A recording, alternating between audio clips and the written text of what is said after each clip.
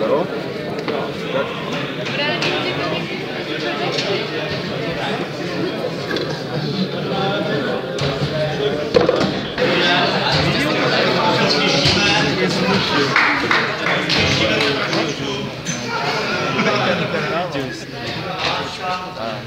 Trošičku držel v Jablonci, nějaký problém s dopravou a se stravou, takže jsem tady teďka já.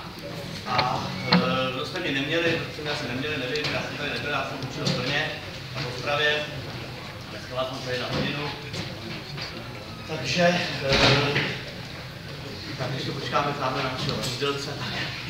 Tak pojďme na to. Já rovnou začnu s takovou superou notící, kterou jsem si dával už v prvních hodinách, když jsem byl v Ostravě. Máte kinematiku, že jo, pohyb. Pojďme si zapsat rovnou takovou úlohu. Pojďme si rovnou takovou úlohu. Tak já podáme spíše zprávu. Samozřejmě můžete psát zprávu, jako je to samozřejmě tady vysokoškolský studium, to je samozřejmě určitě věc, co to máte. Tak, pojďme si zapsat úlohu, to je pohybová úloha klasická. Z těch lepších teda, když si myslím, že to pro vás bude hračka. Vím, že jsou tady nějaký, co třeba jsem dostali zpátky ze třeťáku, že jo? Takže možná za vás bude, možná za vás těžší, ale takže úloha je takhle. Z nádraží, když si to z nádraží Tokio, jede vlak do nádraží Londýn přes bod D. Jo?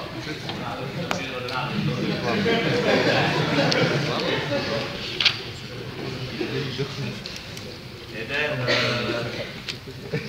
v podstatě neustálejnou rychlostí, která celou tu dobu kolísá mezi 100 a 1200 km/h. Po celou dobu té jízdy samozřejmě, jo. Tak to máte úhel pohybu toho vlaku. Kolísá mezi 60 a 90 stupni. Jo? Máte to napsaný. A teďka po vás chci vypočítat samozřejmě s tím, že ještě je tam taková, je tam taková proměna, že celou cestu ohrožuje vlak kormorán. Kormorán, který dopadá na vlak v úhlu 85 stupňů. No. Při zrychlení 60 km/h a ohrožuje ten vlak třetinu té cesty té doby, co ten vlak jede. Jo? A to je periodicky ohrožuje, nebo periodicky, nebo periodicky, no, jo, neustále ohrožuje. Neustále. Tam to není nějaký interval. Konstantně. Správný dotaz. Takže máte to zapsané a teďka po vás chci vypočítat, za jak dlouho se ten vlak dostane, s tím, že v tom bodě D, který jsem samozřejmě řekl, tak v tom bodě D ten vlak se zdrží 10 minut čekání a výměna průvodce. V bodě D 10 minut čekání a průvodce. Takže no. Můžeme nebezpečí kormorána si integrovat podle času? To já nechám na vás toho, jo?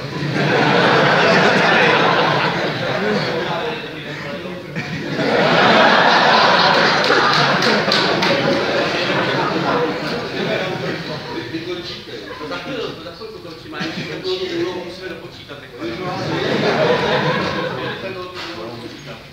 Takže to nechám na vás, samozřejmě, na policii už je na cestě.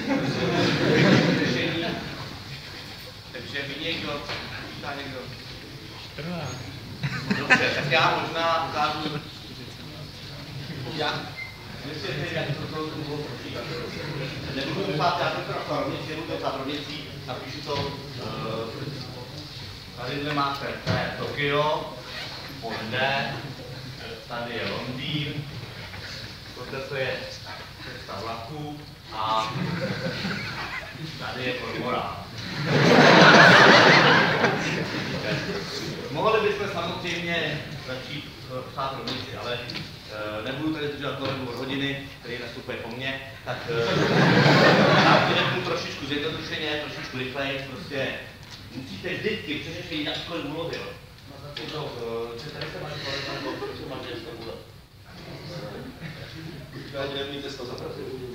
Jenom máte trošku jiný, než jsem učil dřív, tak to tady všechny. Vždycky při každý jakýkoliv úloze, jakýkoliv, ať je to třeba úloha mechanická, nebo je to třeba rovnice matematická, při jakýkoliv úloze, že musíte se k tomu postavit tak, že musíte zapojit opravdu svoji fantazii. Musíte třeba fantazii. Jo. Takže si kouknu se na tu úlohu a vidím ji napsanou, jo, a ty to určitě vidíte. Ale vy samozřejmě zapojíte fantazii a můžete si představit, že třeba ten vlak vůbec nevyjížděl z toho Tokia. V tom případě já si normálně to smažu. Metoda uvolňování. Vy to můžete vidět úplně jakkoliv, vy to můžete vidět tak, že ten vlak třeba vůbec nejel ani přes ten bod D.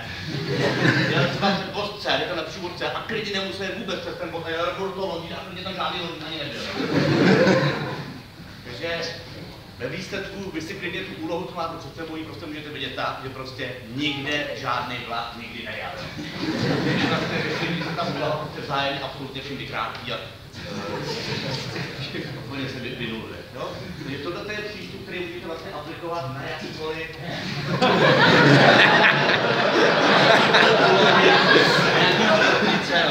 Je to v podstatě logický přístup, ale samozřejmě do té logiky zapojíte fantazii, jo. Vidíte před sebou rovnici, no tak co, tak je tam třeba v závorce je třeba -1 lomeno něco, že tak si to představím bez toho prostě. A hned se mi ta rovnice zjednoduší, jo. Ta fantazie vám to bude, jo. Takže jinak, takže to je taková moje rada, jinak poslední rada, já se tady jenom podívám, si připomněl jenom, vidíte, i já se už musím připomenout, já to teďka dělám schválně, já jsem koukal do kalendáře, jo, a to si dělám schválně, protože to je taková pomůžte s kalendářem, na závěr vám chci vysvětlit, abyste si mohli zapamatovat jakýkoliv číslo, jo. Znáte, je potřeba prostě zapamatovat třeba nějaký datum nebo něco a můžete se to zapsat do diáře, jo. Nebo i třeba potřebujete nějakou úlohu zapamatovat si, že musíte zapsat, jo. Já mám pro vás pomůžku, si zapamatujete jakýkoliv číslo, jakoukoliv číselnou kombinaci. Jo.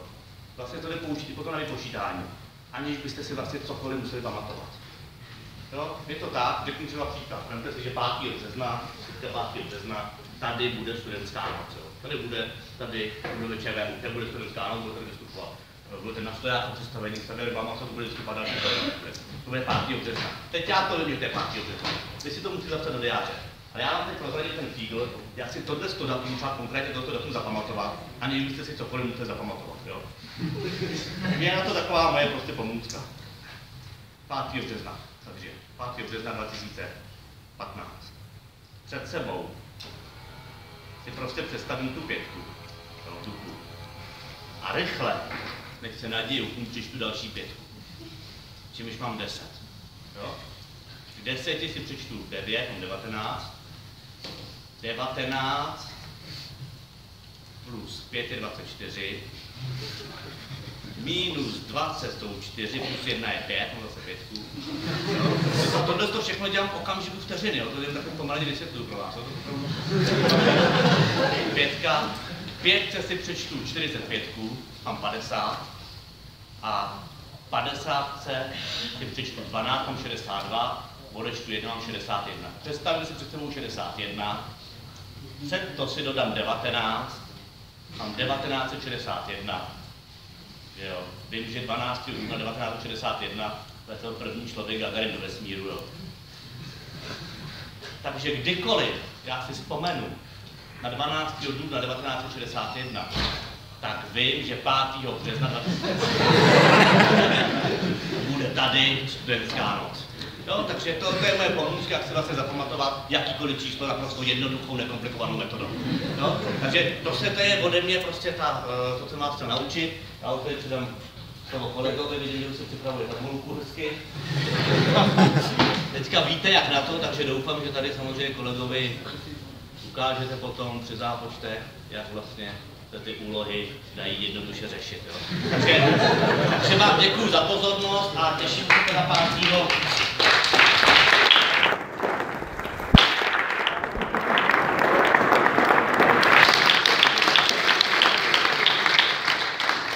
5. března my samozřejmě chytrý víme, 12. dubna 1961. 5. března tady ČVUT, mějte se, děkuji.